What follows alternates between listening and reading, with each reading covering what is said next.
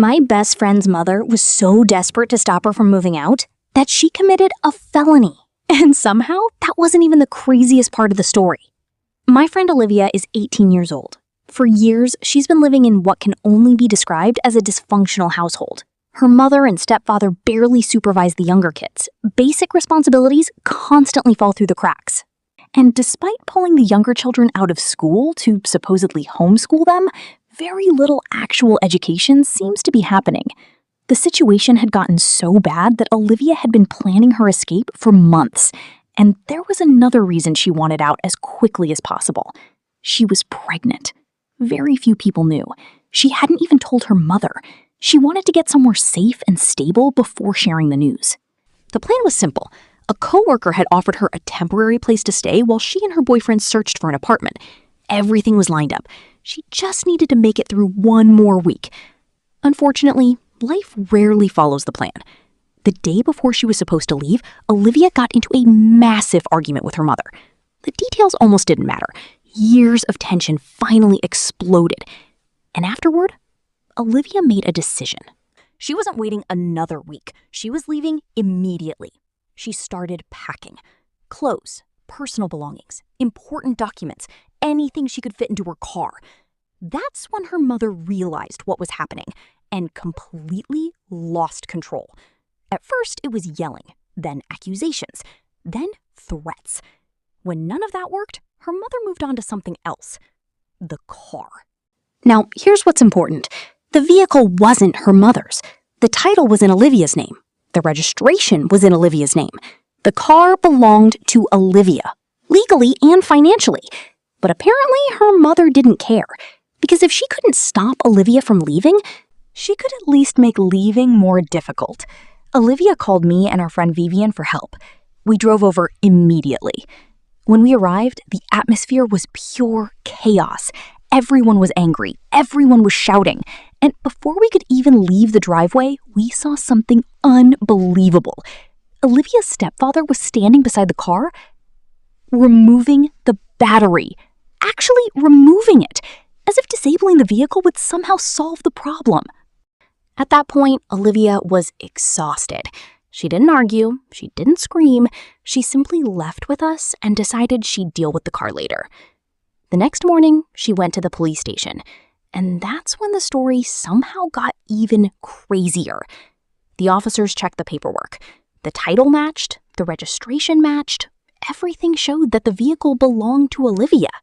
The officer agreed to help retrieve the car and suggested that she make one final attempt to resolve things peacefully before escalating the situation. While Olivia and Vivian were sitting there discussing their options, Olivia received a text message from her younger sister. And that message changed everything. According to her sister, their mother hadn't simply taken the keys. She had allegedly signed paperwork transferring ownership of the vehicle without Olivia's knowledge, without her permission.